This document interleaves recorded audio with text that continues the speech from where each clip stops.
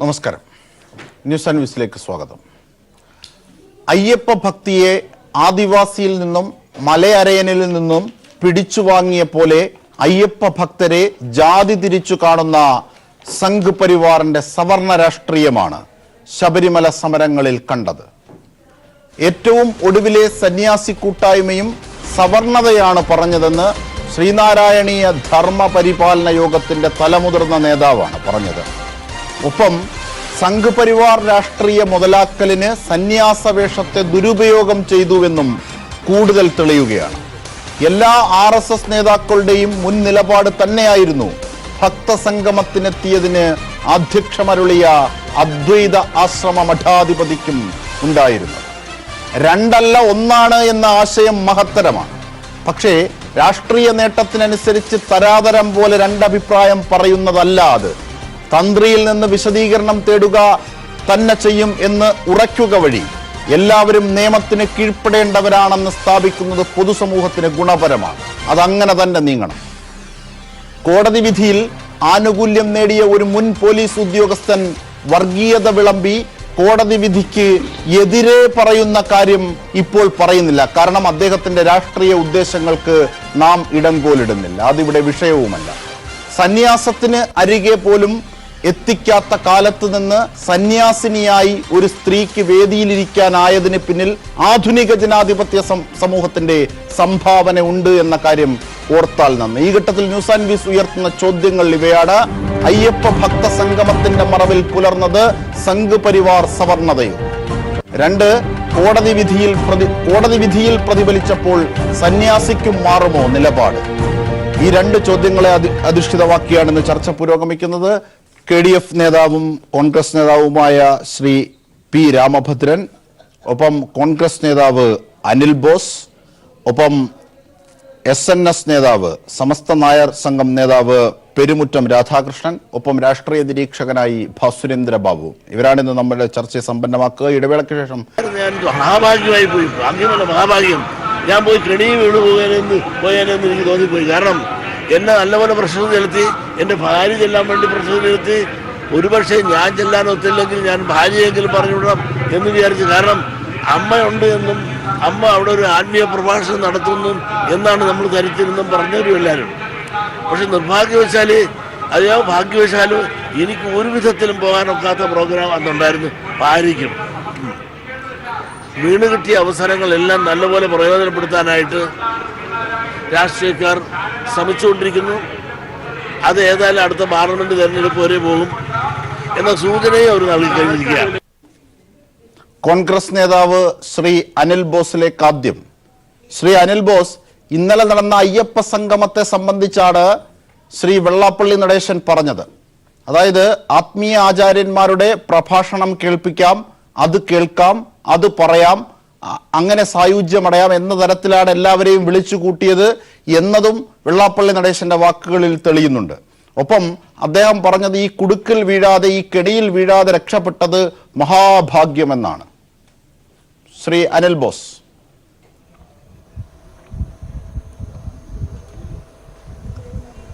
ബഹുമാനനായ SNDP യോഗം general secretary Shri Vellappally Natesan ഇന്ന് പറഞ്ഞ ഈ അഭിപ്രായ പ്രകടനങ്ങൾ അദ്ദേഹത്തിനെ സംബന്ധിച്ചും അദ്ദേഹത്തിൻ്റെ സംഘടനയെ സംബന്ധിച്ചും ശരിയായിരിക്കാം, അത് അദ്ദേഹത്തിൻ്റെ നിലപാടായിരിക്കാം.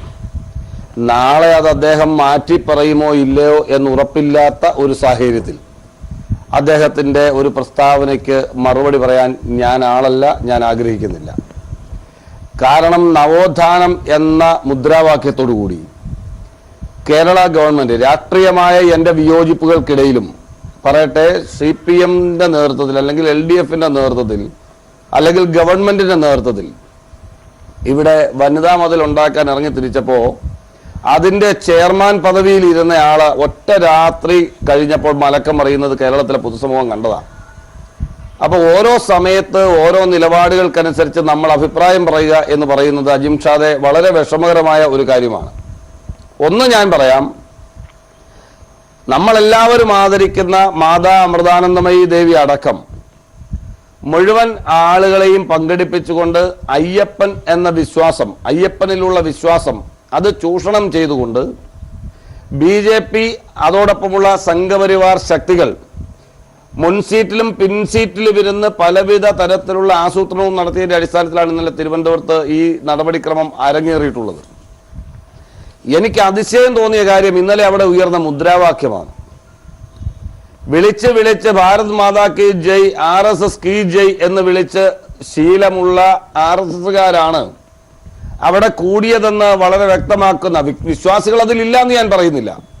പക്ഷെ അവിടുത്തെ വിളിച്ച ഉയർന്ന മുദ്രാവാക്യം ശബരിമല കി ജയ്, അയ്യപ്പൻ കി ജയ് എന്ന് വിളിക്കുന്നത് കേട്ടപ്പോ സത്യത്തിൽ വളരെ നാണക്കേടാണ് എനിക്ക് തോന്നിയത്. ഞാൻ തികഞ്ഞ ഒരു ഈശ്വര വിശ്വാസിയാണ്. മാതാ അമൃതാനന്ദമയി തന്നെയാണ് അവരുടെ പ്രസംഗം തുടങ്ങുന്നതിന് മുമ്പ് അയ്യപ്പനും ശബരിമലയ്ക്കും കി ജയ് വിളിച്ചത്.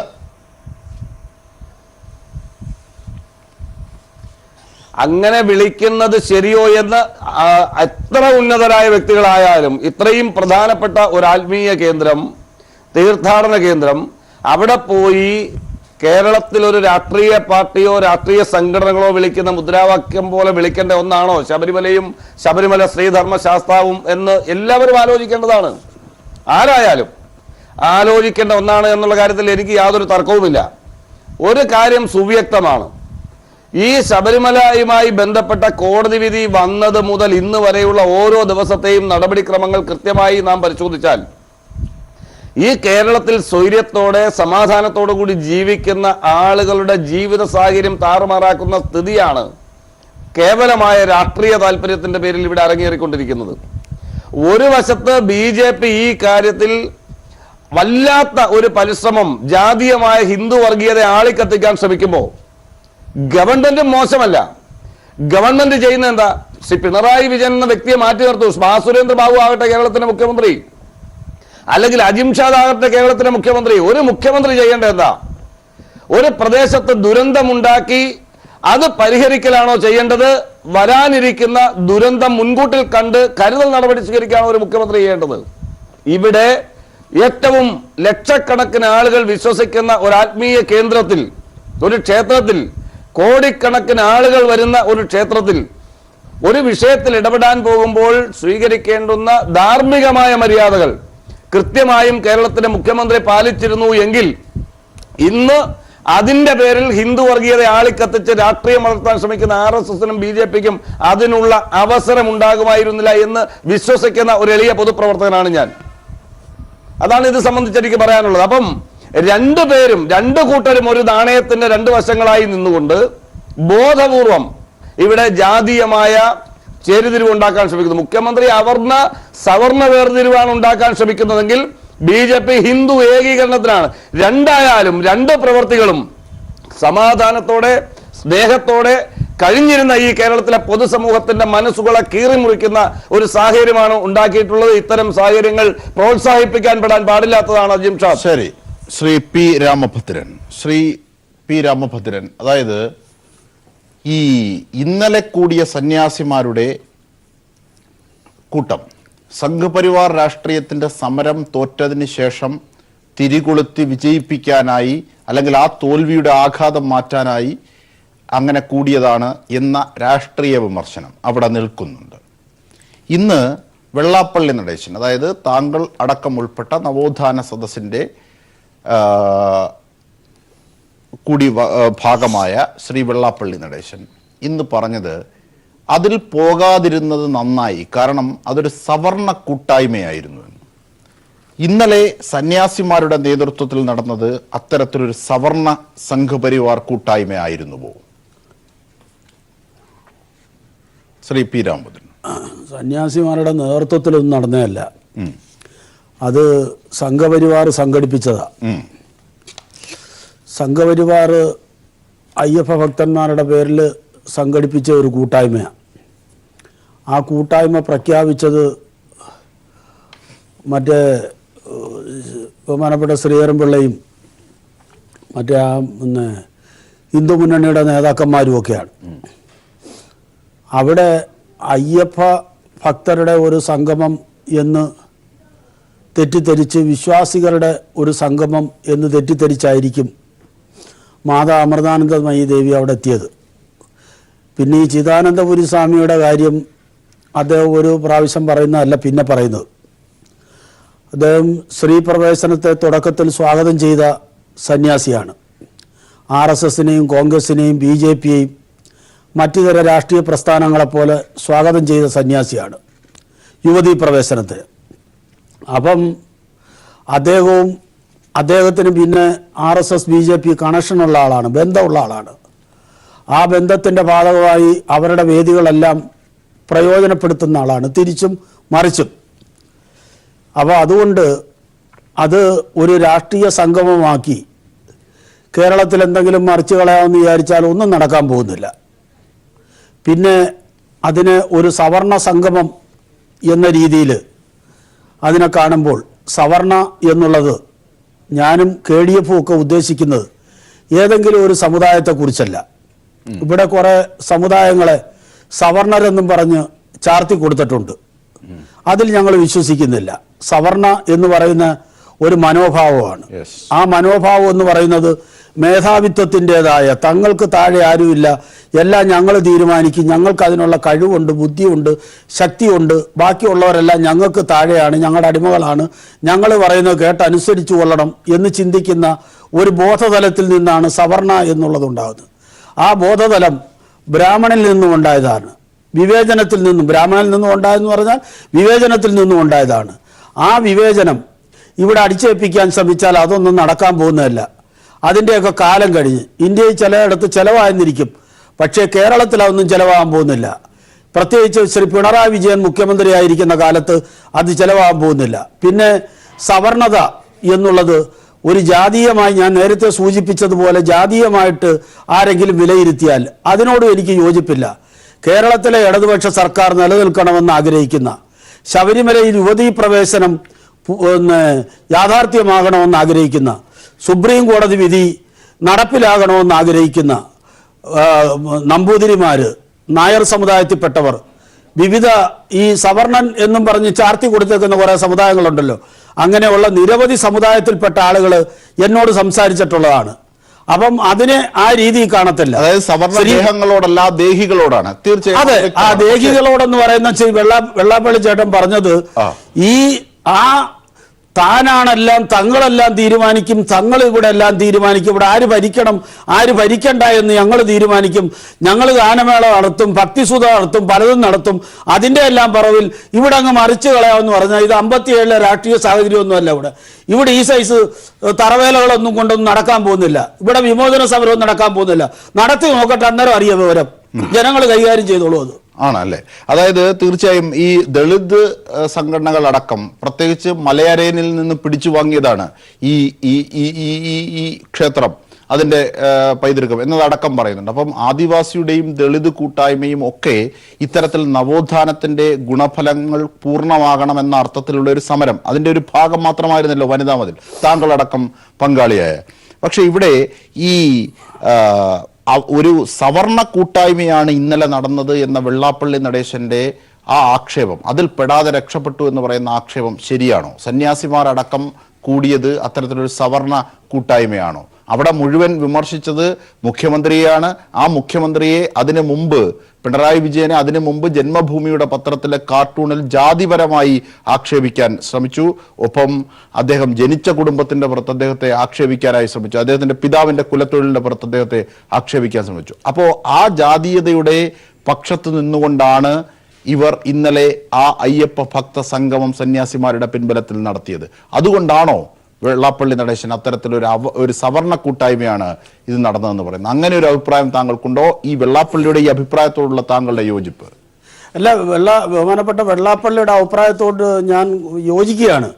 പക്ഷേ യോജിക്കുന്നതിനോടൊപ്പം തന്നെ ഇവിടെ ശ്രീ പിണറായി വിജയനെ ഒരു ചാനലിനകത്ത് ഞാനും കണ്ട്, ഏതൊരു പ്രാദേശിക ചാനൽ വന്നിട്ട് അത് വാട്സാപ്പിൽ ലോകം മുഴുവൻ പ്രചരിപ്പിച്ചതാണ്. അദ്ദേഹത്തിൻ്റെ പേരും ജാതിയും പറഞ്ഞ് ഒരു അസഭ്യവും ഒരു വൃദ്ധയായ ഒരു അമ്മച്ചി ഇങ്ങനെ പറയുന്നത് കേട്ട് ഞാനും അത് കേട്ടതാണ്. അത് മാത്രമല്ല, ജന്മഭൂമിയിൽ അതുകൂടാതെ ജന്മഭൂമി പത്രത്തിനകത്ത്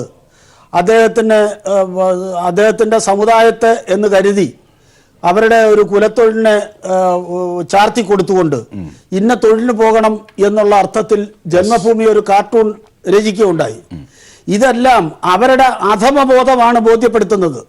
ശരി, ഇതൊന്നും വെള്ളാപ്പള്ളി ഇതൊന്നും പിണറായി ഒന്നും ബാധിക്കുന്ന വിഷയമല്ല. ഇതൊന്നും ഏറ്റുപിടിച്ച് പിണറായി ഇറങ്ങുമെന്ന് ഞാൻ വിശ്വസിക്കുന്നില്ല. പിന്നെ പിണറായിയുടെ ജാതിയും ഒക്കെ അന്വേഷിച്ച് കുലത്തൊഴിലും ഒക്കെ അന്വേഷിച്ചു പോയി. അന്ന് അവരാ ജോലി ചെയ്ത് ജീവിച്ചിരുന്നെങ്കിൽ അവർ അധ്വാനിച്ചാ ജീവിച്ചേ.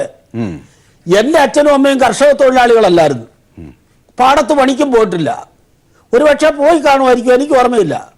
പക്ഷേ എൻ്റെ അച്ഛനും അമ്മയൊക്കെ കർഷക തൊഴിലാളികളായി പോയില്ല എന്ന് വിചാരിച്ച് ഞങ്ങൾ പുലയ സമുദായമാണ്. ചിലർക്ക് ജാതിയുടെ പേരിൽ അപമാനം കാണും. ഞാൻ ജാതിയുടെ പേരിൽ അഭിമാനിക്കുന്ന ആളാണ്.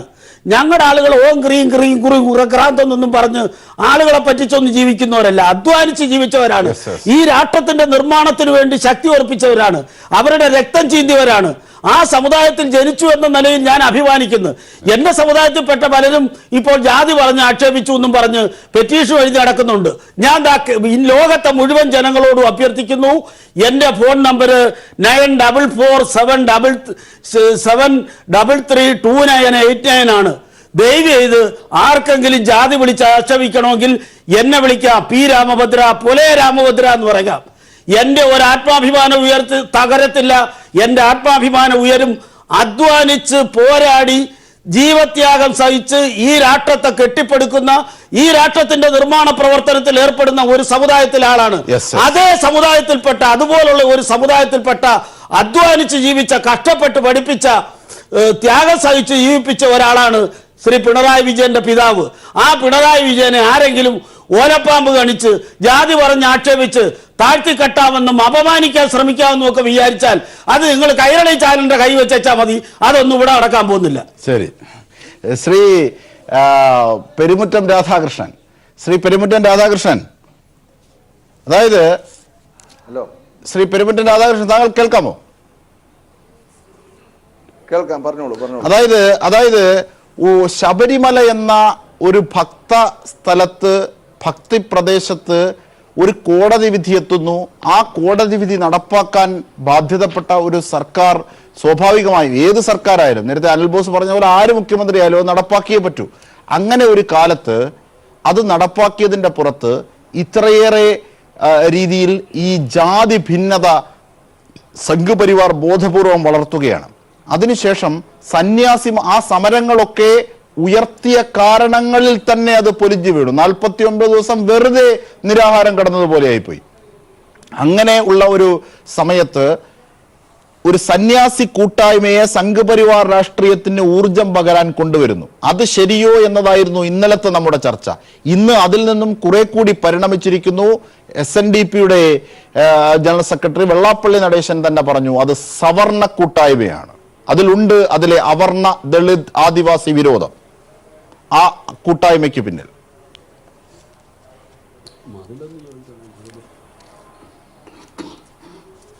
പറഞ്ഞോളൂ. ഹലോ, കേൾക്കാമോ? ഹലോ, പറഞ്ഞോളൂ, കേൾക്കാം, പറഞ്ഞോളൂ. അതായത് ശ്രീ പെരുമുറ്റം, അതായത് ഈ സംഘപരിവാർ രാഷ്ട്രീയത്തെ ഉയർത്തിപ്പിടിച്ച് സന്യാസിമാർ കൂടിയ കൂട്ടായ്മയെ SNDPയുടെ തലമുതിർന്ന നേതാവാണ് അതൊരു സവർണ കൂട്ടായ്മ എന്ന് പറഞ്ഞത്. ഈ സംഘപരിവാർ രാഷ്ട്രീയം ഭക്തിയുടെ മറവിൽ ഈ കയറ്റുമതി ചെയ്യാൻ ഉദ്ദേശിക്കുന്ന സവർണ രാഷ്ട്രീയം സ്വാഭാവികമായും അതുകൊണ്ട് തന്നെ അവർണ വിരോധവും അല്ലെങ്കിൽ ആദിവാസി വിരോധവും ദളിത് വിരോധവും ഉള്ളടങ്ങിയതാണ് എന്ന് നിരീക്ഷിച്ചാൽ തെറ്റുണ്ടോ? ഇതാണ് എൻ്റെ ചോദ്യം. അല്ല, വളരെ രസകരമായിട്ടാണ് ഈ ചർച്ച വന്നിട്ടുള്ളത്. ശ്രീ വെള്ളാപ്പള്ളി നടേശൻ എന്ന് കോട്ടയത്ത് പറഞ്ഞത് ഇന്നലെ ഇവിടെ സവർണ കൂട്ടായ്മ നടന്നു എന്നുള്ളതാണ്. അതിന് നമ്മുടെ ബഹുമാന്യനായ നമ്മുടെ ഗസ്റ്റ് ശ്രീ രാമഭദ്രൻ, എൻ്റെ സുഹൃത്ത്, അദ്ദേഹം പറഞ്ഞത് എന്താണ്? ഞങ്ങൾക്കങ്ങനെ ജാതീയമായിട്ടുള്ള സവർണ കാഴ്ചപ്പാടില്ല. സവർണൻ എന്ന് ഞങ്ങൾ ഉദ്ദേശിക്കുന്നത് അത് ആധിപത്യത്തിനെയാണ് ഞങ്ങൾ പറയുന്നതെന്ന്. അല്ലാതെ അപ്പം ശ്രീ വെള്ളാപ്പള്ളി നടേശൻ പറഞ്ഞതിന് അദ്ദേഹം തന്നെ മറുപടി പറഞ്ഞു. യഥാർത്ഥത്തിൽ ജാതീയമായിട്ട് അവിടെ ഇന്നലെ അങ്ങനെയൊന്നും നടന്നിട്ടില്ലെന്ന്. മറ്റൊരു തലത്തിൽ നമ്മൾ പറഞ്ഞാൽ ഇന്നലെ അവിടെ ആരാണ് അതിന് നേതൃത്വം കൊടുത്തത്? യഥാർത്ഥത്തിൽ അതിന് നേതൃത്വം കൊടുത്ത ശ്രീ TP സെൻകുമാർ, അതുപോലെ ശ്രീ പ്രകാശാനന്ദ സ്വാമികൾ, അതുപോലെ ശ്രീ ES ബിജു, അതുപോലെ ശ്രീ നീലകണ്ഠൻ തുടങ്ങിയ ആൾക്കാരാ. ഇവരൊക്കെ ശ്രീ വെള്ളാപ്പള്ളി നടേശന്റെ അഭിപ്രായത്തിൽ സവർണരാണെങ്കിൽ ഈ നാട്ടിലെ നായന്മാരും നമ്പൂതിരിമാരും രക്ഷപ്പെട്ടു കഴിഞ്ഞു. എന്തായാലും ഇത്രയും നാൾ ഈ പേര് കേട്ട് കേട്ട് കേട്ട് നമ്മൾ ഇനി സഹിക്കാനൊന്നുമില്ല. സകല എല്ലാം നഷ്ടപ്പെട്ടതിന് ശേഷവും ഒരു പേര് കേട്ടോണ്ട് ഇങ്ങനെ നടക്കുക. കഴിഞ്ഞ ചർച്ചയിൽ ഞാനത് പറഞ്ഞ സവർണർ എന്ന് പറയുന്നതിൽ യാതൊരു അർത്ഥവും ഇല്ലെന്ന്. അപ്പൊ സവർണർ ആരാണെന്ന് എങ്ങനെയുള്ള ആളുകളാണെന്നും ഒക്കെ ഇന്നത്തെ ചർച്ചയിൽ വളരെ വ്യക്തമായി. അതുകൊണ്ട് ഇനി അങ്ങനെ അദ്ദേഹം പറയുന്നത് അയ്യപ്പ സംഗമത്തിന്റെ സ്വഭാവത്തെ താങ്കൾ എങ്ങനെ നിരീക്ഷിക്കുന്നു? അതിനോടുള്ള വെള്ളാപ്പള്ളി നടേശന്റെ വാക്കുകളോട് താങ്കൾക്ക് യോജിപ്പുണ്ടോ? അതിലേക്ക് സ്പെസിഫൈ ചെയ്യാം. അല്ല, അയ്യപ്പ സംഗമം എന്ന് പറഞ്ഞാൽ ഭക്തജന സംഗമമാണ്. ശബരിമലയുടെ വിധിയുടെ കാര്യത്തിൽ കേരളത്തിലെ വളരെ വ്യാപകമായിട്ട് ഭക്തജനങ്ങൾക്ക് അതിനകത്ത് അഭിപ്രായ വ്യത്യാസമുണ്ട്, അതിനകത്ത് വിയോജിപ്പുണ്ട്. അവരുടെ ഒരു ആചാരം, ആ ആചാരം എന്ന് നമ്മൾ പറയുമ്പോൾ ഇപ്പൊ ഗവൺമെന്റ് പറയുന്നു സുപ്രീം കോടതി വിധി പാലിക്കണം എന്നുള്ളതാണ് ഗവൺമെന്റ് പറയുന്നത്. ഈ രാജ്യത്ത് നിരുപദ്രവകരമായ ആചാരം എന്നാണ് ഞങ്ങൾ അതിനെപ്പറ്റി സങ്കല്പിച്ചിട്ടുള്ളത്. ഒരു നിരുപദ്രവകരമായ ആചാരം. ഇവിടുത്തെ സ്ത്രീകളും അമ്മമാരും സഹോദരിമാരും ഒക്കെ അവർ മനസ്സാവരിച്ചത് മറ്റുള്ളവർക്ക് ഉപദ്രവം ഉണ്ടാക്കാത്ത നമ്മുടെ ഒരു സിസ്റ്റം നിലനിന്ന് പോകുന്നു എന്നുള്ളത്. അപ്പോൾ വെള്ളാപ്പള്ളിയുടെ അഭിപ്രായത്തോട് താങ്കൾ യോജിക്കുന്നില്ല അല്ലേ? വെള്ളാപ്പള്ളി നടേശന്റെ അഭിപ്രായത്തോട് എങ്ങനെ യോജിക്കാൻ പറ്റും? ഇവിടുത്തെ ആദ്യത്തെ ഒരു ചർച്ചയിൽ ആരോ പങ്കെടുത്ത് പറഞ്ഞതുപോലെ അദ്ദേഹം നാളെ രാവിലെ പറയുന്നത് എന്താണെന്ന് നമുക്ക് അറിയാൻ പറ്റത്തില്ലല്ലോ. നമുക്ക് മറുപടി പറയാനും സാധിക്കത്തില്ല. ശരി, അദ്ദേഹം പറഞ്ഞാൽ ശരി. ഞാൻ ശ്രീ വെള്ളാപ്പള്ളി നടേശൻ എന്നോട് ഞാൻ നേരിട്ട് ഇത് പറഞ്ഞിട്ടുള്ളതാ പണ്ട്. അദ്ദേഹം ആലപ്പുഴ പറയുന്നത് കൊല്ലത്ത് പറയത്തില്ല, കൊല്ലത്ത് പറയുന്നത് തിരുവനന്തപുരത്ത് പറയത്തില്ല, തിരിച്ച് കോട്ടയത്ത് വരുമ്പോഴും അദ്ദേഹം അത് പറയത്തില്ല. അത് അദ്ദേഹത്തിന്റെ ശൈലിയാണ്. അതിനൊക്കെ നമ്മൾ എങ്ങനെ മറുപടി പറയും? ശരി, ശ്രീ ഭാസുരേന്ദ്ര ബാബു, അതായത് ഇന്നലെ നടന്ന അയ്യപ്പ സംഗമത്തിൽ അനിൽ ബോസ് അത് സൂചിപ്പിച്ചു. അത് വിളിച്ചത് ശ്രീമതി അല്ലെങ്കിൽ കുമാരി മാതാ അമൃതാനന്ദമയ്യാണ്. അതായത് അയ്യപ്പൻ കി ജയ് നാം കേട്ടിട്ടില്ല. അയ്യപ്പന്റെ ഭക്തിസാന്ദ്രമായ ശരണം വിളികളിൽ എവിടെയും കേൾക്കാത്ത വിളി. അവിടെ അയ്യപ്പൻ കി ജയ് എന്ന് വിളിക്കുമ്പോൾ അവിടെ ഒരു രാഷ്ട്രീയത്തിന്റെ കയറ്റുമതി ആ മുദ്രാവാക്യത്തിൽ ഉള്ളടങ്ങിയിട്ടുണ്ട്. സന്യാസിമാർ അത്തരത്തിലൊരു രാഷ്ട്രീയത്തിന്റെ വക്താക്കളായി മാറാമോ പൊതുസമൂഹം നൽകിയ കക്ഷിരഹിതമായ ഒരു പിന്തുണയുടെ മറവിൽ എന്നത് പ്രസക്തമായ ചോദ്യമാണ്. ഒപ്പം ഈ ഭക്തി സംഗമത്തിന് സവർണതയുണ്ട്, സവർണ സ്വഭാവമുണ്ട്, അത് അവർണ വിരോധമാണ്, അതിൽ പോകാഞ്ഞത് ഭാഗ്യമാണ് എന്നാണ് വെള്ളാപ്പള്ളി നടേശനും പ്രതികരിച്ചത്. ഈ ധർമ്മ സംസ്ഥാപന സമ്മേളനം, ആ സമ്മേളനം വാസ്തവത്തില് മലയാളി സെൻസിബിലിറ്റിയുമായി ഭാവുകത്വവുമായി പൊരുത്തപ്പെടുന്ന ഒരു കാര്യമല്ല. കുംഭമേളയെ രാഷ്ട്രീയമായിട്ട് ഉപയോഗിക്കാൻ ശ്രമിക്കുന്ന BJP നേതാവിന്റെ നിലവാരത്തിലേക്ക് തരംതാണുപോയ ഒരു സംഘം ചേരലാണ്. അതുകൊണ്ട് തന്നെ അതിന് ആന്തരികമായി ശക്തിയൊന്നുമില്ലാത്തത് കൊണ്ട് അതിന് പ്രത്യക്ഷമായോ പരോക്ഷമായോ ഒരു ശക്തിവിശേഷം സന്നിവേശിപ്പിക്കാനും കഴിയും എന്ന് ഞാൻ പ്രതീക്ഷിക്കുന്നില്ല. കാരണം ഒരു മൃതദേഹത്തിന് ആര് വിചാരിച്ചാലും ജീവൻ കൊടുക്കാൻ കഴിയില്ലല്ലോ. അതുകൊണ്ട് ഞാൻ അതിലേക്ക് എത്താം. ഞാൻ ഈ പറയുന്നത് എന്തുകൊണ്ട് ഞാൻ അതിലേക്ക് എത്തുന്നതിനുള്ള ഏറ്റവും വലിയ വഴി അനിൽ ബോസിന്റെ എടുത്ത നിലപാടിൽ നിന്നാണ്. അദ്ദേഹം പറഞ്ഞു, എന്താ നോക്കണേ, BJP-കാർ വലിയ അക്രമം നടത്തുന്നു. BJP-കാർ അക്രമം നടത്തുന്നു എന്ന് പറയുന്നതിന് അനിൽ ബോസിന്റെ ബുദ്ധിയൊന്നും വേണ്ട. എല്ലായിടത്തും അവർ അത് തന്നെയാണ് ചെയ്തത്. കോൺഗ്രസ്സുകാരെ അവർ അടിച്ചൊതുക്കിയിട്ടുള്ളല്ലോ. ഒതുക്കിയെന്ന് മാത്രമല്ല, ഒരു രാമക്ഷേത്ര സിദ്ധാന്തം കാണിച്ച് ഈ പാവങ്ങളെ വലിച്ചെഴുത്തി കളഞ്ഞില്ലേ അവർ. ഇന്ത്യ മുഴുവൻ അക്രമം കാണിക്കും അവര്. പക്ഷെ ഇപ്പുറത്ത് പിണറായി വിജയനും അക്രമം കാണിച്ചു. നോക്കണേ, രണ്ട് അക്രമികൾക്കിടയിൽ ചിരസമ്മത സമാധാനകാംക്ഷികളായ ഈ മാടപ്രാവുകൾ, വെള്ളരിപ്രാവുകൾ പെട്ടുപോയില്ലേ? അതാണ് എന്തൊരു മനോഹരമായ അടവ്. ഞാൻ പറയുന്നത് നിവർത്തികേടിന്റെ ഭാഷയാണ്. ഒരു നിവർത്തികെട്ടവന്റെ അവസാന അഭയസ്ഥാനമല്ല മാടപ്രാവിന്റെ സ്ഥാനം. സമാധാനം പറയുന്നവർ ശക്തരായിരിക്കണം. ഇവിടെ എന്താണ് അവർ കാണിച്ചു കൂട്ടിയത്? കോൺഗ്രസിന്റെ നിവർത്തികേട് മനോഹരമായി വിവൃതമായി അനിൽ ബോസിന്റെ വാക്കുകളിലൂടെ. അത് ഞാൻ സമ്മതിക്കുന്നു. പക്ഷേ അനിൽ ബോസ് മനസ്സിലാക്കേണ്ട ഒരു കാര്യമുണ്ട്. അദ്ദേഹം പറഞ്ഞത് വിശ്വാസ സംരക്ഷണം എന്നാണ് 100 ദിവസങ്ങൾക്ക് മുമ്പ്. നമുക്ക് ഇനിയും ഇത് ചർച്ച ചെയ്യേണ്ടി വരും. വിശ്വാസ സംരക്ഷണം എന്ന് പറയുമ്പോൾ BJP-യും പറഞ്ഞ വിശ്വാസ സംരക്ഷണം എന്നാണ്. രണ്ടുപേരും വിശ്വാസ സംരക്ഷണം എന്ന് പറഞ്ഞു. സത്യത്തിൽ അതിന്റെ പിന്നിൽ കാലഹരണപ്പെട്ട ജെൻഡർ ഡിസ്ക്രിമിനേഷനുള്ള ഒരു ആചാര സംരക്ഷണമാണ് ലക്ഷ്യം വെച്ചത്. അതാണല്ലോ കോടതിയും പറഞ്ഞത്. കോടതിക്ക് വിശ്വാസ സംരക്ഷണത്തിന് എതിരൊന്നുമല്ല. പക്ഷെ ആ വിശ്വാസം ജെൻഡർ ഡിസ്ക്രിമിനേഷനിലേക്ക് ചെന്നാൽ ഞങ്ങൾ ഭരണഘടന ഉയർത്തിപ്പിടിച്ചുകൊണ്ട് ജെൻഡർ ഈക്വാലിറ്റിക്ക് വേണ്ടി നിലപാടെടുക്കും. ഇത്രയേ ഉള്ളൂ കാര്യം. ഇത് മനസ്സിലാകാത്തവരല്ല കോൺഗ്രസ്സുകാർ, പ്രത്യേകിച്ച് BJPയുടെ അടവുകൾ. പക്ഷെ എന്താ സംഭവിച്ചത്? നമ്മൾ ആദ്യം ഒരു നിലപാടെടുത്തു പോയില്ലേ? നിലപാടെടുത്തിട്ടും അവർ സത്യത്തിൽ ആദ്യം ഒരു നല്ല നിലപാട് കോൺഗ്രസ് എടുത്തു. പിന്നെ ഒരു 2000 പെണ്ണുങ്ങളെ കണ്ടപ്പം ഈ NSSകാരെ ഇറക്കി വിട്ട 2000 പെണ്ണുങ്ങൾ, അവർ 2000-3000 ആൾക്കാർ ത്രോങ് ചെയ്ത് റോഡിലൂടെ വന്നപ്പോൾ ദാ കിടക്കുന്നു, സാധ്യത ചാടി വീണ് വാല് പോയി നിൽക്കുകയാണ് പാർട്ടി. പണ്ട് ഒരു ആപ്പൂരാൻ വേണ്ടി കുരങ്ങപ്പെട്ട പാടാത്. ഏതായാലും ഞാൻ പറഞ്ഞത്, ഇപ്പൊ നമുക്ക് അതിന്റെ യാഥാർത്ഥ്യത്തിലേക്ക് വരാം. ഇന്നലെ നടന്ന സമ്മേളനത്തിലേക്ക് വരാം. എങ്ങനെയായിരുന്നു സത്യത്തിൽ അവിടുത്തെ ഏറ്റവും സമുന്നത സാന്നിധ്യം എന്ന് പറയാവുന്ന സമുന്നതമായ ഈ ക്ഷണിതാവ് എന്ന് പറയുന്ന അമൃതാനന്ദമയി ആയിരുന്നല്ലോ. അവർ വന്നുടനെ വിളിച്ചു, സ്വാമിയെ ശരണമയ്യപ്പ കീ ജയ്. വല്ല അർത്ഥമുണ്ടോ പറഞ്ഞതിന്? കീ ജയ്. ഞാൻ എത്രയോ വർഷങ്ങൾക്ക് മുമ്പ് ആലപ്പുഴ നമ്മുടെ നാട്ടുംപുറങ്ങളിൽ കോൺഗ്രസ്സുകാർ വിളിച്ച് നാണം കെടുത്തിയ ഒരു വാക്കായി ഈ കീ ജയ്. കൂവുന്ന മാതിരിയല്ലേ തോന്നുക കീ ജയ്. നമുക്ക് ഹിന്ദി അറിയാത്തത് കൊണ്ട് അടുത്തവർ വിളിച്ചു ധർമ്മശാസ്താവേ കീ ജയ്. അങ്ങനെ പറയുമ്പോൾ എന്താ അപഹാസ്യമായി അത്. അപ്പോഴും അമൃതാനന്ദമായി ശ്രേഷ്ഠമായ ഒരു സന്യാസിനി തന്നെയാണ് നമ്മുടെ കോൺഗ്രസ് നേതാവിന്, അതായത് അനിൽ ബോസിന്. ഞാൻ പറയുന്നത് വിവരമില്ല അവർക്ക്. എന്തുകൊണ്ടെന്നാൽ അവരെ കുറ്റപ്പെടുത്തരുത്. അതിനകത്ത് ശബരിമല വിഷയമൊന്നും അവർക്ക് പിടിയുള്ള കാര്യമല്ല. രാധാകൃഷ്ണൻ, കൃഷ്ണ രാധാ സങ്കല്പത്തിൽ മാത്രമാണ് അഭിരമിക്കുന്നത് ആ സ്ത്രീ. അത് മതി. അവരെ കൊണ്ടാണ് എണ്ണക്കുടത്തിൽ എലിയെ കണ്ടതുമാതിരി അവരെ കൊണ്ട് ആ കസേര കൊണ്ട് വെച്ചു. അത്രേ അവർക്ക് അറിയൂ. വെച്ചുടനെ അവർ തുടങ്ങി ശബരിമല ശാസ്താവ് കീ ജയ്. ആദ്യമാണ് നമ്മൾ കേട്ടത് ഇത്രമാത്രം നിരക്ഷരമായ ഒരു മുദ്രാവാക്യം ഒരു സന്യാസിനിയിൽ നിന്ന്. അടുത്തത് അവർ പറഞ്ഞു ആചാരം സംരക്ഷിക്കണം. ഈ സ്ത്രീ ആചാരം സംരക്ഷിക്കുന്നുണ്ടോ? അവർ സന്യാസിനിയല്ലേ? സന്യാസിനിയായ അരയ സമുദായത്തിലെ സ്ത്രീ, പിന്നോക്കക്കാരിയായ സ്ത്രീ, സന്യാസിനിയായ സ്ത്രീ, എന്താ നൈഷ്ഠിക ബ്രഹ്മചാരിയായ സ്ത്രീ എങ്ങനെയാണ് പ്രതിഷ്ഠിക്കുന്നത്, പ്രതിഷ്ഠാകർമ്മം നടത്താൻ പറ്റുന്നത്? നാരായണ ഗുരുദേവൻ പ്രതിഷ്ഠ നടത്തിയപ്പോൾ എങ്ങനെയാണ് അവർ പറഞ്ഞത്?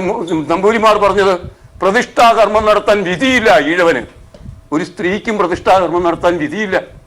അപ്പോഴവര് അതില്ലാതെ പ്രതിഷ്ഠാകർമ്മം നടത്തി. ഏറ്റവും വലിയ ആചാര ലംഘനം. എങ്ങനെയാണ് നൈഷ്ഠിക ബ്രഹ്മചാരി ഇറങ്ങി വന്ന് ചെറുപ്പക്കാരെ അടക്കം ആലിംഗനം ചെയ്യുന്നത്? എങ്ങനെയാണ് ചെയ്യുന്നത്? അങ്ങനെ ചെയ്യുന്നത് കൊണ്ട് അവർക്കൊരു കുഴപ്പവും പറ്റിയില്ല. ഇത് തന്നെയാണ് ഞങ്ങളും പറയുന്നത്. സ്ത്രീകൾ ചെന്നാൽ അയ്യപ്പനൊരു കുഴപ്പം പറ്റത്തില്ല. അപ്പം അതവർ ചെയ്യുന്നു. അവർ ചെയ്യുമ്പോൾ എല്ലാ ഹൈന്ദവ സങ്കല്പങ്ങളും അവർ നിരാകരിക്കുന്നു. അങ്ങനെ ആചാര നിരാസത്തിന്റെ മൂർത്തിമത് ഭാവമായ സ്ത്രീയെ, ശബരിമലയെക്കുറിച്ച് ഒന്നും അറിയാത്ത സ്ത്രീയെ അവിടെ കൊണ്ടുവന്നിരുത്തി അപഹാസ്യമാക്കി ഈ സനാതനികൾ. അതാണ് ചെയ്തത്. ഇനി ഒരു കാര്യം കൂടി ഞാൻ പറയട്ടെ, ഇത്രയേ ഉള്ളൂ എനിക്ക് പറയാൻ. ശബരിമലയിൽ നിന്ന് ഈ സമരം സമതലത്തിലേക്ക് വന്നപ്പോൾ സംഭവിച്ചത് RSSകാർ നമ്മുടെ BJPക്കാരെ അടിച്ചു പുറത്താക്കി.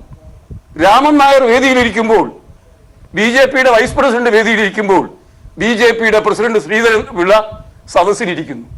എന്തൊരു തിരിമറിയാണ്! എന്തെങ്കിലും ഒരർത്ഥം വേണ്ടേ കാര്യങ്ങൾക്ക്? നായരെ കിട്ടിയതുകൊണ്ട് എഴുതികളയാം എന്ന് വിചാരിച്ചതല്ലാതെ മറ്റൊന്നുമില്ലല്ലോ ഇതിനകത്ത്. ഞാൻ പറയുന്നത്, ഇതിനകത്ത് നമുക്ക് മനസ്സിലാക്കാൻ കഴിയുന്നത്, സമതലത്തിലേക്ക് വന്നപ്പോൾ BJP ഔട്ട്, ചിത്രത്തിൽ നിന്ന് പൂർണ്ണമായും ഔട്ട്. അതിനുശേഷം RSS സന്യാസികളെ സംഘടിപ്പിച്ചു. ഇതാണ് സംഭവിച്ചത്. മനീഷിയായ നൈഷ്ഠിക ബ്രഹ്മചാരിയായ ദൈവത്തിന് സഹായിക്കാൻ കഴിയില്ല എന്ന് കണ്ടപ്പോൾ ഒരാൾ ദൈവത്തിന്റെ സഹായം തേടാൻ പോയി. പരബ്രഹ്മ ദൈവത്തെയല്ല, ആൾ ദൈവത്തെ സഹായം തേടി. ആ അവസ്ഥ പരിതാപകരമായ തകർച്ചയാണോ അതോ അനന്യമായ ഉയർച്ചയാണോ എന്ന് നാം ഒന്ന് ആലോചിക്കണം. താഴോട്ടാണ് സാർ പോകുന്നത്.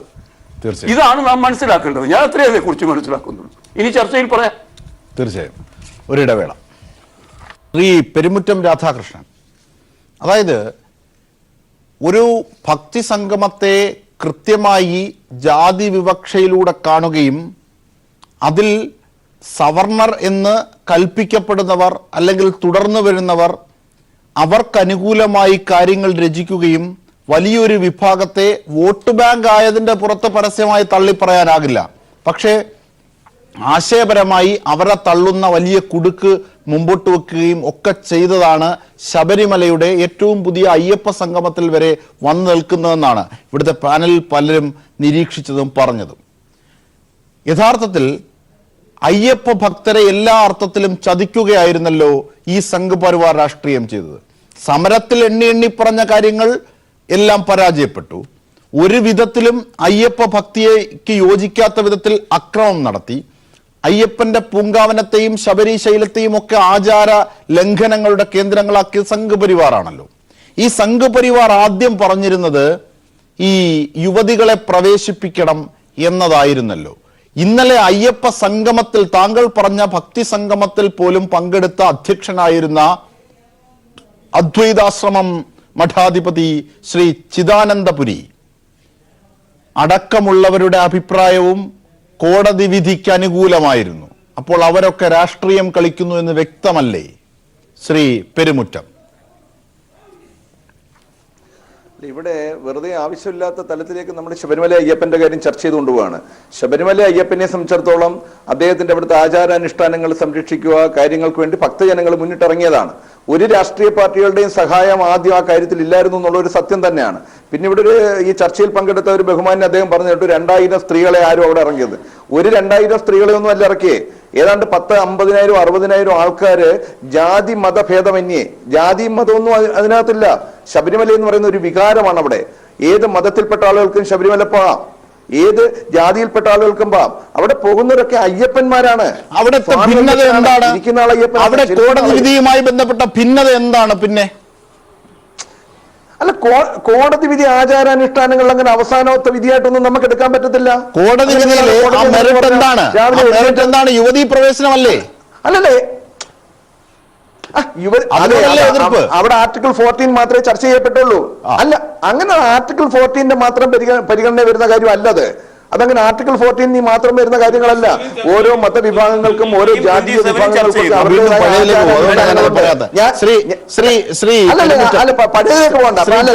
ഞാൻ ചോദിക്കുന്ന അതല്ല.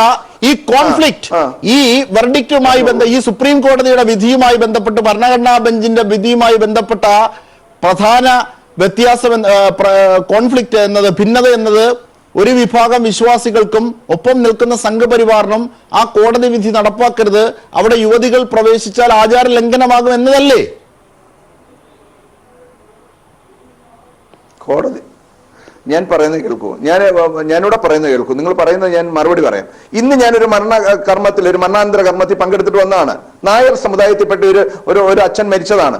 അവിടെ അദ്ദേഹത്തിന്റെ മകനാണ് കുടവടയ്ക്കുന്നത്, ബാക്കിയുള്ള കർമ്മങ്ങളൊക്കെ ചെയ്യുന്നത്. മകള് ജസ്റ്റ് പൂ മാത്രം എടുത്തിട്ടതേ ഉള്ളൂ.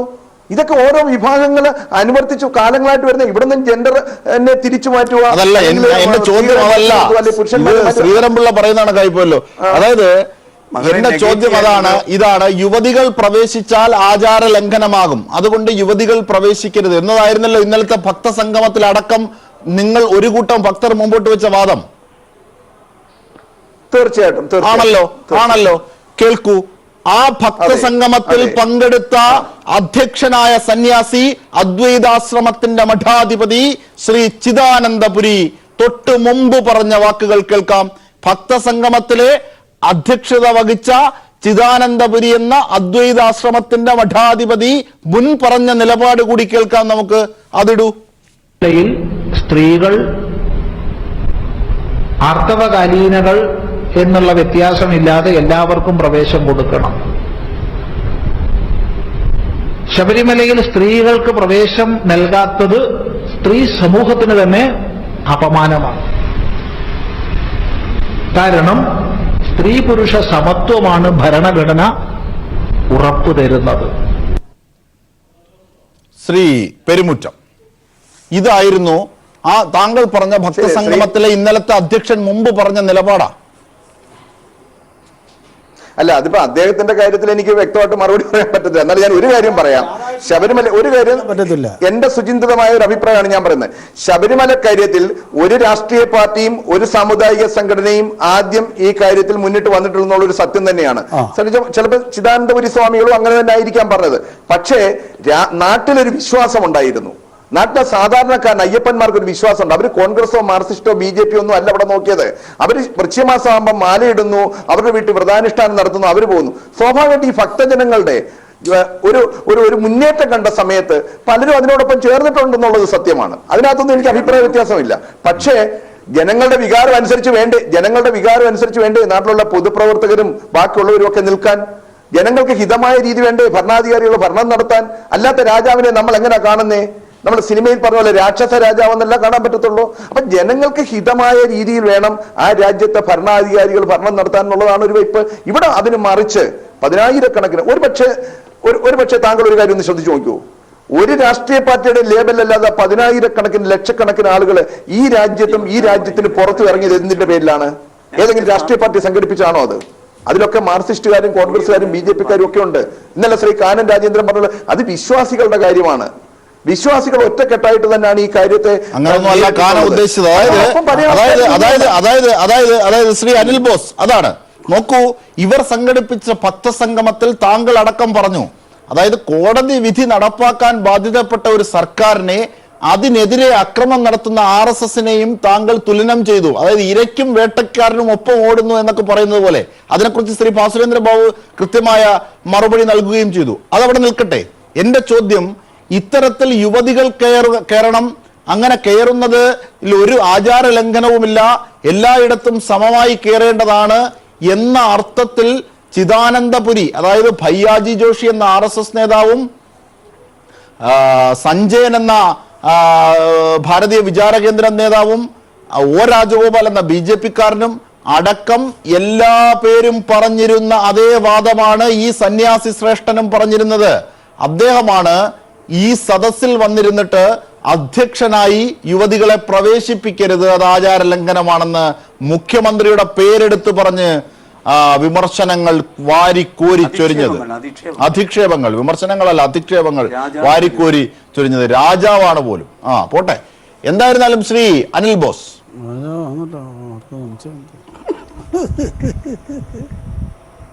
അതായത് അദ്ദേഹത്തിന്റെ മുൻ വാക്കുകൾ താങ്കൾ കേട്ടല്ലോ, ഒന്നും കൂടി കേൾപ്പിക്കണ്ടല്ലോ. അവിടെ ഇരുന്നെന്ന് എനിക്ക് വളരെ കൃത്യമായിട്ട് അറിയാം.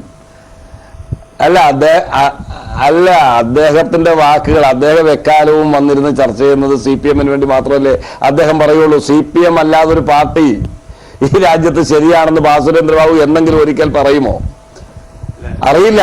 പഴയ കാലത്ത് ഒരുപാട് മാറ്റം വന്നിട്ടുള്ള ഒരാൾ നാളെ മാറാൻ പാടില്ലായില്ല. ഞാൻ പ്രതീക്ഷിക്കുന്നു, കാത്തിരിക്കുന്നു. അതുകൊണ്ട് ഞാൻ ചോദിക്കട്ടെ, ചിദാനന്ദപുരി പറഞ്ഞതോ പറയാത്തതോ ചർച്ച ചെയ്യാനല്ലല്ലോ നമ്മൾ ഇവിടെ ഇരിക്കുന്നത്. ചിദാനന്ദപുരിയോ മാതാ അമൃതാനന്ദമയ്യോ സെൻകുമാറോ അടക്കമുള്ള ആളുകൾ ഇന്നലെ അവിടെ കൂടി നടത്തിയിട്ടുള്ള അയ്യപ്പ വിശ്വാസികളുടെ സംഗമം എന്ന് പറയുന്ന പേരിൽ നടത്തിയിട്ടുള്ള നടപടിക്രമങ്ങളോട് യോജിക്കുന്നയാളല്ലല്ലോ ഞാൻ, അതിന് കുടപിടിക്കുന്നയാളല്ലല്ലോ ഞാൻ, അത് ശരിയാണെന്ന് പറയുന്നയാളല്ലല്ലോ ഞാൻ. ഞാൻ തുടക്കത്തിൽ എന്താ പറഞ്ഞത്? ഞാൻ തികഞ്ഞ ഒരു അയ്യപ്പ ഭക്തനാണ്, എല്ലാ വർഷവും ശബരിമലയിൽ പോകുന്നയാളാണ്. അവിടെ ഉയർന്നു കേട്ടത് സ്വാമിയെ ശരണമയ്യപ്പ എന്ന വചനങ്ങളല്ല, അവിടെ കേട്ടത് ശബരിമല കീ ജയ്, അയ്യപ്പൻ കീ ജയ് എന്ന് കേട്ടത് ദുഃഖത്തോടു കൂടിയാണ് ഞാൻ ശ്രമിച്ചത്. ഇതെന്തൊരു ആഭാസത്തരമാണ് എന്നാണ് ഞാൻ കരുതിയത് എന്നാണ് ഞാൻ പറഞ്ഞത്. അതിനെ ആ അർത്ഥത്തിൽ ഉൾക്കൊള്ളാതെ ഒപ്പം ഇപ്പോൾ നടന്നിട്ടുള്ള കഴിഞ്ഞ 2 മാസക്കാലമായി കേരളത്തിൽ നടന്നുകൊണ്ടിരിക്കുന്ന മുഴുവൻ വിഷയങ്ങൾക്കും അത്തരമൊരു സാഹചര്യം ഉണ്ടാകാതെ കരുതൽ നടപടി സ്വീകരിച്ച് ജനങ്ങളെ ഒന്നായി കൊണ്ടുപോകേണ്ട ഉത്തരവാദിത്തമുള്ളത് മുഖ്യമന്ത്രി എന്ന് പറയുന്ന ആൾ ആരാണോ അദ്ദേഹത്തിനാണ്. അദ്ദേഹം അതിൽ വീഴ്ച വരുത്തിയെന്ന് മാത്രമല്ല, ബോധപൂർവം കേരളത്തിൽ മനസമാധാനത്തോടെ കഴിഞ്ഞ ആളുകളെ തമ്മിൽ കലഹിക്കുന്ന സാഹചര്യം ഉണ്ടാക്കിക്കൊണ്ട് ഇവിടെ കലാപകലുഷിതമായ അന്തരീക്ഷം ഉണ്ടാക്കുന്നതിന് നേതൃത്വം നൽകി. വ്യക്തമായി എണ്ണി പറയാൻ കഴിയും. ഒരു സ്ഥലത്തും ഒരിടത്തും ഒരു ഘട്ടത്തിലും കൃത്യമായ ഉത്തരവാദിത്വം നിർവഹിക്കുന്നതിൽ മുഖ്യമന്ത്രിക്ക് കഴിഞ്ഞിട്ടില്ല. ശബരിമലയുമായി ബന്ധപ്പെട്ട് ആദ്യമായി ഗവൺമെന്റ് എടുത്ത സമീപനം ഞാനൊന്ന് ഇടപെടുകയാണ് താങ്കളോട്. താങ്കൾ തന്നെ പറയണം ഇതിന് മറുപടി. അതായത് ഇതേ വാക്കുകളാണ് താങ്കൾ വിയോജിക്കുന്നു എന്ന് പറയുന്ന, അല്ലെങ്കിൽ അതിന്റെ കാര്യമില്ല എന്ന് പറഞ്ഞ ഈ ഭക്തസംഗമത്തിലും സന്യാസിമാരെത്തി പറഞ്ഞത്. ഈ ചിദാനന്ദപുരി തന്നെ മുമ്പ് യുവതികൾ കയറണമെന്ന് പറഞ്ഞ ചിദാനന്ദപുരി തന്നെ യുവതികൾ കയറരുതെന്നും പറഞ്ഞ് അവിടെ വന്ന് പറഞ്ഞത് പിണറായി വിജയൻ എന്ന മുഖ്യമന്ത്രിക്കെതിരെയാണ്. അതേ വാക്കുകൾ കോൺഗ്രസിലും പ്രതിഫലിക്കുന്നു എന്നതാണ് അതിനെ വ്യതിരിക്തമാക്കാത്ത സ്വഭാവം, ആ വർഗ സ്വഭാവം നിലനിർത്തുന്നു എന്ന് സംശയം ചിലർ ഉന്നയിക്കുന്നത്. അതിന് താങ്കൾ മറുപടി പറയണം. 1. 2, ഒപ്പം ചേർക്കേണ്ട ഒരു കാര്യം, ഇത്തരത്തിലൊരു കോടതി വിധി എത്തിയാൽ മുഖ്യമന്ത്രി, താങ്കൾ നേരത്തെ പറഞ്ഞു പിണറായി വിജയനല്ല ആര് മുഖ്യമന്ത്രിയായിരുന്നാലും എന്ന്, ആര് മുഖ്യമന്ത്രിയായിരുന്നാലും കോടതി വിധി എത്തിയാൽ ഇതല്ലേ ഇങ്ങനെയല്ലേ ചെയ്യാനാകൂ. ആ കോടതി വിധി നടപ്പാക്കത്തില്ല എന്ന് പറഞ്ഞ് അക്രമം കാണിക്കുന്നവർക്കെതിരെ പിന്നെ എന്താണ് ചെയ്യേണ്ടത്? എന്ത് നടപടികളാണ് ചെയ്യേണ്ടത്? ശ്രീ അജിംഷാദെ, ബാസുരേന്ദ്ര ബാബു വളരെ വികാരപരമായി ഇവിടെ സംസാരിച്ചപ്പോൾ ചിരിച്ചുകൊണ്ട് ഞാൻ ഇവിടെ ഇരിക്കുകയല്ലേ ചെയ്തുള്ളൂ. ഞാൻ അതിന് ഒരു ക്ഷമയില്ലായ്മയും കാണിച്ചില്ലല്ലോ. ഞാൻ പറയുമ്പോൾ എന്തിനാ നിങ്ങൾ ഇത്രയും വ്യഗ്രത കാണിക്കുന്നത്? അല്ല, ഞാൻ എനിക്ക് എന്തുകൊണ്ട് സമഗ്രമാകാൻ ഞാൻ ചോദിച്ചതാണ്, ഇടപെട്ടതല്ല.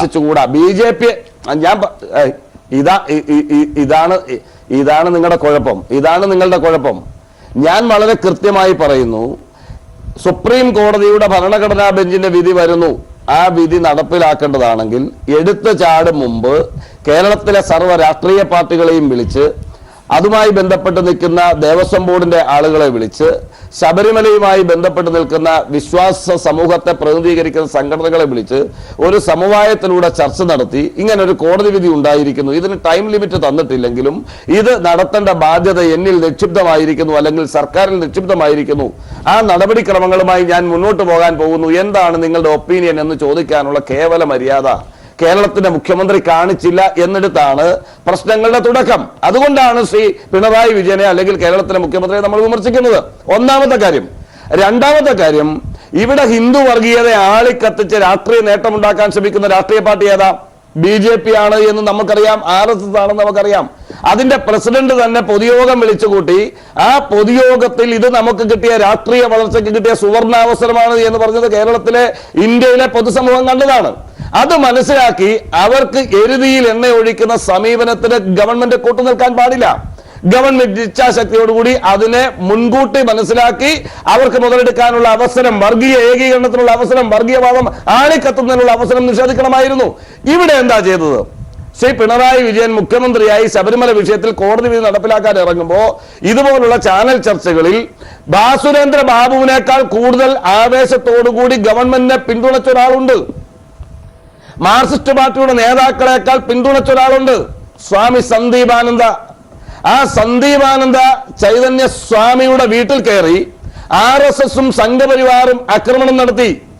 ആ അക്രമം നടത്തിയ സ്ഥലത്ത് വേറെ ആരും എത്തും മുമ്പ് ആദ്യം എത്തിയത് കേരളത്തിലെ മുഖ്യമന്ത്രിയാണ്. ഞാൻ വിനീതനായി ചോദിക്കുന്നു, ബാസുരേന്ദ്ര ബാബു മറുപടി പറയട്ടെ, അല്ലെങ്കിൽ അജിംഷാദ് മറുപടി പറയട്ടെ.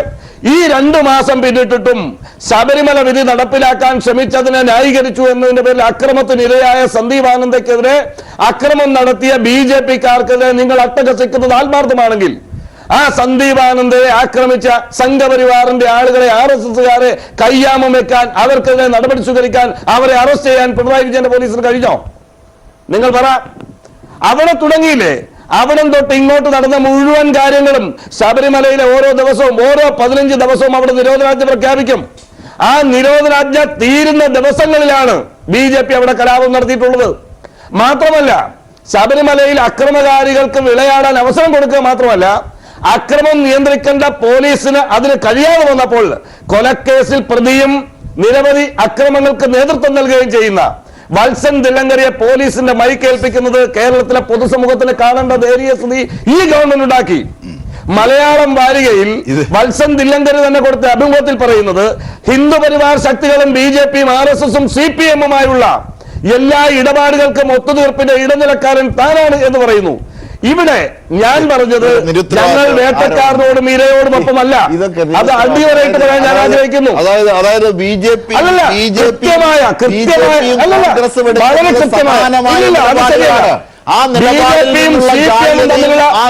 മറയ്ക്കാൻ ആ ഫ്രസ്ട്രേഷൻ താങ്കൾ ഉന്നയിക്കുന്നത് നിരുത്തരവാദ സങ്കേതങ്ങളാണ്. ക്ഷമിക്കുക ശ്രീ രാമഭദ്രൻ. അതായത് ചിദാനന്ദപുരി എന്ന ആ സന്യാസിയുടെ അഭിപ്രായം നാം കേട്ടല്ലോ. ആ സന്യാസിയായിരുന്നു ഇന്നലെ അധ്യക്ഷൻ. എന്നിട്ട് പിണറായി വിജയനെതിരെ കോടതി വിധി നടപ്പാക്കിയ സർക്കാരിനെതിരെ പറയുക. എന്താണ് ഇവരുടെയൊക്കെ ഉദ്ദേശം ഈ സന്യാസ വേഷം ഉപയോഗിച്ചുകൊണ്ട്? വ്യക്തമാവുകയല്ലേ? ഇപ്പൊ ആ സ്വാമിയുടെ കാര്യം മാത്രമല്ലല്ലോ, ഞാൻ നേരത്തെ സൂചിപ്പിച്ചല്ലോ, വിധി വന്നപ്പോൾ ഇതിനെ സ്വാഗതം ചെയ്യാത്ത ആരുമില്ല. കോൺഗ്രസിൻ്റെ ദേശീയ നേതൃത്വം സ്വാഗതം ചെയ്തു, കേരളത്തിലെ നേതൃത്വം സ്വാഗതം ചെയ്തു, BJP, സംഘപരിവാർ, RSS സ്വാഗതം ചെയ്യാത്ത ഒരു പ്രസ്ഥാനവുമില്ല. BJP MP ആയ സുബ്രഹ്മണ്യൻ സ്വാമി പറഞ്ഞത് പട്ടാളത്തെ ഉപയോഗിച്ചായാലും ശബരിമല യുവതീ പ്രവേശനം സാധ്യമാക്കണമെന്നാ. രാഹുൽ ഗാന്ധിയും ആ രീതിയിലൊന്നും CPM-കാർ പറഞ്ഞില്ല. രാഹുൽ ഗാന്ധി പറഞ്ഞതൊക്കെ അനിൽ ബോസിന് അറിയാം. വെറുതെ അനിൽ ബോസിനെ ഇട്ട് ബുദ്ധിമുട്ടിക്കല്ലേ. നല്ല ചെറുപ്പക്കാരെ, നല്ല നേതാക്കന്മാരെ, അവരൊക്കെ വളർന്നു വരേണ്ടോളാ. അതൊന്നും അല്ല ഇവിടെ പ്രശ്നം. അപ്പം ഈ രീതിയിലെല്ലാം വന്നിട്ട് ഇപ്പം ചില ആളുകൾ എൻ്റെ പാർട്ടിക്കാരും RSSകാരും BJPക്കാരും ഒക്കെ പറയുന്നത് എന്താ ഇങ്ങനെ ഒരു സുപ്രീം കോടതി വിധി ഉണ്ടായിട്ടുണ്ട്, അത് നടപ്പിലാക്കുന്നതിന് മുമ്പ് ഈ സുപ്രീം കോടതി വിധിയായിട്ട് പന്തളത്ത് പോയി ശശിയായിട്ടും ശബരിമല മേൽശാന്തിയായിട്ടും അവിടുത്തെ ശിവായിയായിട്ടും മറ്റോടത്തെ ക്ലാർക്കുമായിട്ടും ഇവിടുത്തെ മറ്റേ സംഘടനക്കാരുമായിട്ടും മറിച്ച സംഘടനക്കാരും ഒക്കെ വിളിച്ചിരുത്തിയത് ആ സുപ്രീം കോടതിയുടെ ഭരണഘടനാ ബെഞ്ച് ഇങ്ങനൊരു വിധി പ്രഖ്യാപിച്ചിട്ടുണ്ട്, നടപ്പിലാക്കട്ടെ തമ്പുരാനെ എന്ന് ചോദിക്കണമെന്നാണ് ഇവർ പറയുന്നത്. എന്തൊരു വിഡിത്തമായി പറയുന്നത്. സുപ്രീം കോടതിയുടെ വിധി നടപ്പിലാക്കുക എന്നുള്ള ഏക ബാധ്യത മാത്രമാണ് പിണറായി സർക്കാർ ഏറ്റെടുത്തത്. അത് പിന്നെ കലാപമാക്കി അത് ഉപയോഗപ്പെടുത്തി സർക്കാരിനെ അട്ടിമറിക്കാനുള്ള ഒരവസരമാക്കി. ആ അവസരത്തിൻ്റെ ഭാഗമായിട്ടാണ് ശബരിമലയിൽ ഈ യുദ്ധപ്രഖ്യാപനമെല്ലാം നടത്തിയത്. പാവപ്പെട്ട ഭക്തജനങ്ങളെ തേങ്ങായ്ക്കെറിഞ്ഞത്, സ്ത്രീകളെ തടഞ്ഞത്, അക്രമം അഴിച്ചുവിട്ടത്, പോലീസ് ഉദ്യോഗസ്ഥന്മാർ, IG, SP-മാരുടെ ജാതി തിരിച്ച് മതം തിരിച്ച് കണക്ക് പറഞ്ഞത്, അവിടെ കലാപം ഉണ്ടാക്കിയത്, ഈ പ്രശ്നങ്ങളെല്ലാം ഉണ്ടാക്കി അവസാനം വേറെ ഒരാൾ ഇറങ്ങി വന്നിരിക്കുന്നു തന്ത്രിയുടെ കുടുംബത്തിൽ നിന്ന്.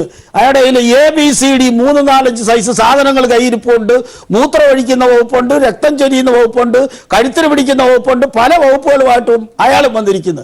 അപ്പോൾ അവിടെ എല്ലാം രക്തച്ചൊരിച്ചിലുണ്ടാക്കി, വെടിവെപ്പുണ്ടാക്കി, കലാപം ഉണ്ടാക്കി, ശബരിമലയിൽ അന്തചിത്രം ഉണ്ടാക്കി, അതിൻ്റെ പേരിൽ പിണറായി സർക്കാരിനെ പിരിച്ചുവിട്ട് ഇവിടെ അങ്ങ് സൂഹിക്കാമെന്നാണ് വിചാരിച്ചത്. അത് നടന്നില്ല. അത് നടക്കാതായപ്പോഴാണ് ഈ പ്രചരണമൊക്കെ ആയിട്ട് ഇറങ്ങിത്തിരിച്ചിരിക്കുന്നത്. അതുകൊണ്ട് ഈ പ്രചരണത്തിലൊന്നും വലിയ കഴമ്പൊന്നുമില്ല. ഈ പാപം ചിദാനന്ദപുരി സ്വാമിയുടെ അങ്ങ് വിട്ടേര്. ഇന്ത്യയുടെ പ്രധാനമന്ത്രി പറഞ്ഞില്ലയോ, കേന്ദ്ര ഗവൺമെന്റ് പറഞ്ഞില്ലയോ സുപ്രീം കോടതി വിധിയാക്കണമെന്ന്. പിന്നാണ് ഒരാശ്രമത്തിൽ ഇരിക്കുന്ന പാവം പിടിച്ച ഈ സ്വാമിയുടെ കാര്യം പറയുന്നത്. ഈ സ്വാമിയുടെ കാര്യം പറഞ്ഞിട്ട് പാർലമെന്റ് മന്ത്രിമാര്, കേന്ദ്രമന്ത്രിമാര്, ഈ ആളുകളെല്ലാം പറഞ്ഞ് സുപ്രീം കോടതി വിധി നടപ്പിലാക്കണമെന്ന്. ഇവിടെ ശ്രീ പാസുരേന്ദ്ര പെരുമുറ്റൻ രാധാകൃഷ്ണൻ എണ്ണത്തിന്റെ കാര്യത്തിൽ മാത്രമേ ഉള്ളൂ വ്യത്യാസം. ശ്രീ പാസുരേന്ദ്ര ബാബു പറഞ്ഞതുപോലെ പന്തളത്തും പല സ്ഥലത്തും ഒക്കെ കുറെ താളവടിയും ബഹളവും ഭജനയും ഭീജനയും ഒക്കെ നടന്നുകൊണ്ട് കുറെ ബഹളം കണ്ട് ഇത് ആര് വിചാരിച്ച് ഈ ഗവൺമെന്റിനെ അങ്ങ് മറിക്കാം, പിണറായി ഇറക്കാം, സർക്കാരിനെ ഇറക്കാം, അടുത്ത പാർലമെന്റ് തെരഞ്ഞെടുപ്പിൽ 20 സീറ്റും പിടിക്കാമെന്ന് വിചാരിച്ച് ഇറങ്ങി തിരിച്ച കുറെ പാവങ്ങളാണ്. ഇതൊക്കെ ഇട്ട് ചർച്ച ചെയ്യേണ്ട കാര്യം എന്തുവാ? ഇതൊന്നും വലിയ കാര്യമില്ല. ഒരു സർക്കാരിന്റെ മാൻഡേറ്റ് തീരുമാനിക്കുന്ന കാര്യമൊന്നുമല്ല ഇത്. ഇവിടെ അങ്ങ് കേരളത്തിൽ അങ്ങ് പിടിച്ചടക്കി അടുത്ത സീറ്റ് എന്തെല്ലാം കോപ്രായം കാണിച്ചാലും ഞാൻ പറയുകയാണ്, സംഘപരിവാർ ശക്തികൾക്ക് കേരളത്തിൽ ഒരു സീറ്റും കിട്ടാൻ പോകുന്നില്ല.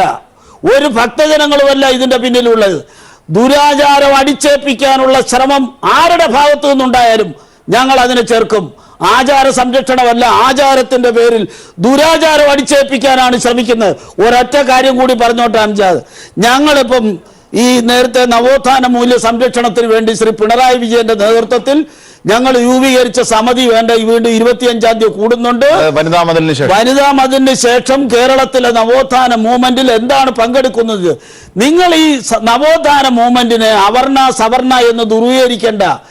നവോത്ഥാനം എന്ന് പറയുന്നത് എല്ലാ വിഭാഗം ജനങ്ങളെയും ബാധിക്കുന്നതാ. ഏറ്റവും കൂടുതൽ അവഗണന അനുഭവിച്ചെന്ന് നമ്പൂതിരി സ്ത്രീകളാണ്, നായ സ്ത്രീകൾ അനുഭവിച്ചിട്ടുണ്ട്. ഇതിനെ എല്ലാത്തിനെയും കൂടെ ഉയർത്തിക്കൊണ്ടുവരുന്ന ഒരു വലിയ മുന്നേറ്റമാണ് ഈ നവോത്ഥാന മുന്നേറ്റം. ഞങ്ങൾ സാമൂഹ്യ വിപ്ലവമാക്കി രൂപപ്പെടുത്താൻ പോവുകയാണ്.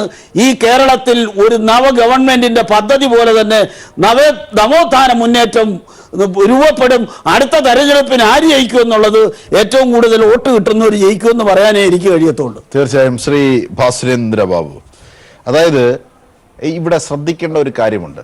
അത് ഇതിന്റെ പിന്നിലുള്ള രാഷ്ട്രീയ അജണ്ടയും ഈ ഇടത് സർക്കാരിനെതിരാണ് എന്നുള്ളതും അതിനായി സംഘപരിവാറിന്റെ രാഷ്ട്രീയമാണ്, അതിനൊത്ത് ചൂട്ടുപിടിക്കുകയാണ് ഇവരൊക്കെ ചെയ്തത് എന്ന് ശ്രീ P. രാമഭദ്രന്റെ വാക്കുകളോടുകൂടി പൂർണ്ണമായി.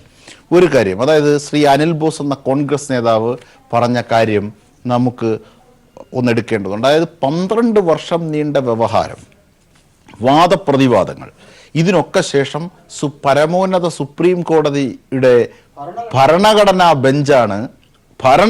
ബെഞ്ചാണ് ഇത്തരത്തിലൊരു വിധി പുറപ്പെടുവിക്കുന്നത്.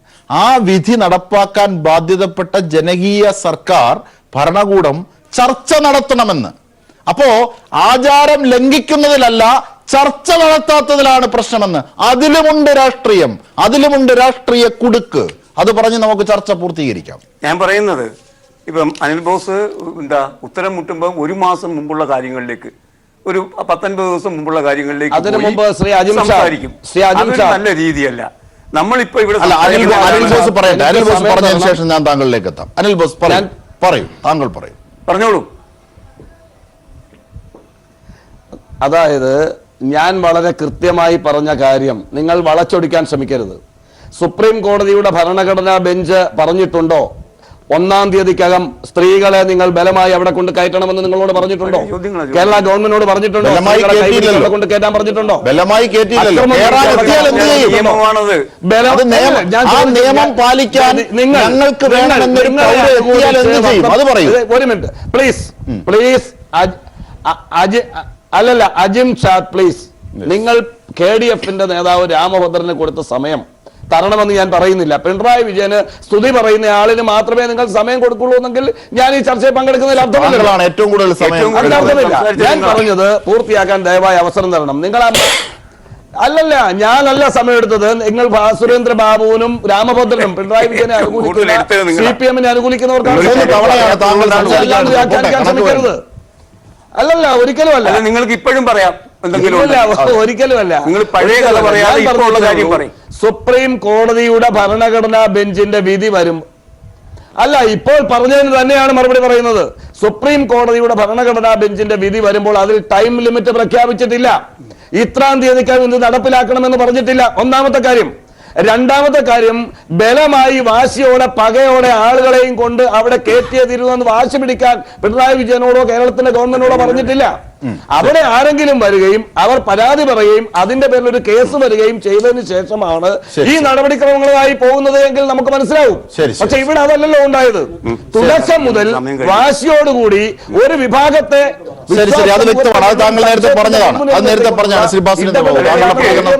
അക്കാര്യത്തിനകത്ത് അനിൽ ബോസ് പറയുന്നതിലേക്ക് ഇത്രേ പറയാനുള്ളൂ. കൃത്യമായൊരു സമയം പറഞ്ഞിട്ടില്ല തുടങ്ങാനേ. ധർമ്മയുദ്ധം തുടങ്ങാൻ വേണ്ടിയിട്ട് ശംഖ് വിളിച്ച് എല്ലാവരും കുരുക്ഷേത്രത്തിൽ വരണമെന്നുള്ള സമയം പറഞ്ഞില്ല എന്നുള്ളത് മാത്രമാണ് പ്രശ്നം. ഒരു വിധിയിലും സമയം പറയാറില്ല, സമയബന്ധിതമായി പറയേണ്ട കാര്യത്തിലല്ലാതെ. ഇവിടെ ഒരു ഭരണഘടനാ ബെഞ്ച് 12 വർഷത്തെ വ്യവഹാരത്തിന് ശേഷം ഒരു തീരുമാനത്തിലെത്തുന്നു. ഭൂരിപക്ഷ വിധി വന്നു, സ്ത്രീകൾക്ക് പ്രവേശിക്കാം. ആ നിമിഷം മുതൽ സ്ത്രീ വന്നാൽ പ്രവേശിപ്പിക്കാൻ ഭരണകൂടം ബാധ്യസ്ഥമാണ്. നിങ്ങൾ എന്ത് പറഞ്ഞാലും ആ ബാധ്യസ്ഥത നിറവേറ്റാൻ ശ്രമിച്ചു എന്നതൊക്കെയാണ് ഇപ്പോൾ പിണറായി വിജയൻ ചെയ്തത്. അങ്ങനെ ചെയ്തില്ലായിരുന്നുവെങ്കിൽ അതിന്റെ മേൽ വരുന്ന അപകടകരമായ കാര്യങ്ങൾ ഇവർ പറഞ്ഞ് കൈകൊട്ടിച്ചിരിക്കുമായിരുന്നു. അതിനുള്ള അവസരം ലഭിക്കാത്തതിന്റെ ബുദ്ധിമുട്ടുകൾ എനിക്ക് മനസ്സിലാവുന്നുണ്ട്. അതിന് പിണറായി വിജയനെ സ്തുതിക്കുന്നതൊന്നും പറയരുത്. പിന്നെ മറ്റൊരു കാര്യം, നമ്മുടെ SNS-ന്റെ നേതാവ് പെരുമുറ്റൻ രാധാകൃഷ്ണൻ പറഞ്ഞു, കോടിക്കണക്കിന് അല്ലെങ്കിൽ ലക്ഷക്കണക്കിന് സ്ത്രീകൾ വന്നു എന്നൊക്കെ പറയുമ്പോൾ എവിടെ വന്ന കാര്യമാണ്? ഈ TV-യിൽ കാണുമ്പം 2-3 ആംഗിൾ എടുക്കുമ്പോൾ ഭയങ്കരമായിട്ട് ആള് വന്നു തോന്നും. 2000-3000 ആളുകൾക്കും അധികം ഒരു സ്ത്രീയും ഇറങ്ങിയിട്ടില്ല ഒറ്റത്തവണ. അത് ഏറ്റുമുട്ടൽ കഴിഞ്ഞപ്പോൾ അവർ കയറുകയും ചെയ്തു. സുകുമാരൻ നായർ പറഞ്ഞു ഇറങ്ങി, സുകുമാരൻ നായർ പറഞ്ഞു കയറി. ഇത്രയേ അതിനകത്തുള്ളൂ. ഇത് കണ്ട് കോൺഗ്രസ്സുകാർ അങ്കലാപ്പിലായി, BJP-കാർ അങ്കലാപ്പിലായി. നമുക്കൊന്നും ഒരു അങ്കലാപ്പ് വന്നില്ല. ഈ അച്ചിമാരൊന്നും അധികം റോഡിൽ നിൽക്കില്ല. അപ്പൊ ആ നിലയ്ക്ക് ആ പ്രശ്നം പരിഹരിക്കപ്പെടുമായിരുന്നു. അത് പരിഹരിക്കാതെ പിന്നീടും പഴയ കഥകൾ പറയുന്നു. ഇപ്പോഴൊരു ഇഷ്യൂ വന്നിട്ടുണ്ട്. ഇപ്പൊ വന്നതെന്താ? വളരെ ലളിതമാണ്. സമതലത്തിലേക്ക് സമരം വന്നു കഴിഞ്ഞു. സന്യാസിമാരുടെ കൈകളിലേക്കും ആൾ ദൈവത്തിന്റെ കൈകളിലേക്കും ഏൽപ്പിക്കാൻ ശ്രമിക്കുന്നു. അങ്ങനെ ഏൽപ്പിക്കാൻ ശ്രമിക്കുമ്പോൾ കേരള സമുദായം രണ്ടായി മാറിയിട്ടുണ്ട്. വനിതാ പ്രവേശനത്തെ അംഗീകരിക്കുന്നവരും അംഗീകരിക്കാത്തവരും. എല്ലാ രാഷ്ട്രീയ പ്രസ്ഥാനങ്ങളിലും 2 തരം അഭിപ്രായം വന്നു. ഈ അഭിപ്രായം മുൻനിർത്തിയാണ് നമ്മൾ ഭാവി കരിപ്പിടിപ്പിക്കാൻ പോകുന്നത്. ഈ അഭിപ്രായത്തിന്റെ മുന്നിൽ ഇടതുപക്ഷം അല്ലെങ്കിൽ പിണറായി വിജയൻ പറഞ്ഞു, ഞങ്ങൾക്ക് 2 വോട്ടും 2 സീറ്റും താല്പര്യമില്ല. നിലപാടാണ് പ്രശ്നം. നിലപാടില്ലാത്തവർ നിലപാടുള്ളവരെ കൊഞ്ഞനം കുത്തരുത്. അത് സ്വയം മലന്നു കിടന്ന് തുപ്പുന്നത് പോലെ ഒരു അവസ്ഥയായിരിക്കും. അതുകൊണ്ട് നമുക്ക് അംഗീകരിക്കാം. 2ആയി കേരളം വഴിപിരിഞ്ഞിട്ടുണ്ട്. അവർണ സവർണ എന്നും പറയണ്ട, 2ആയി പിരിഞ്ഞിട്ടുണ്ട്.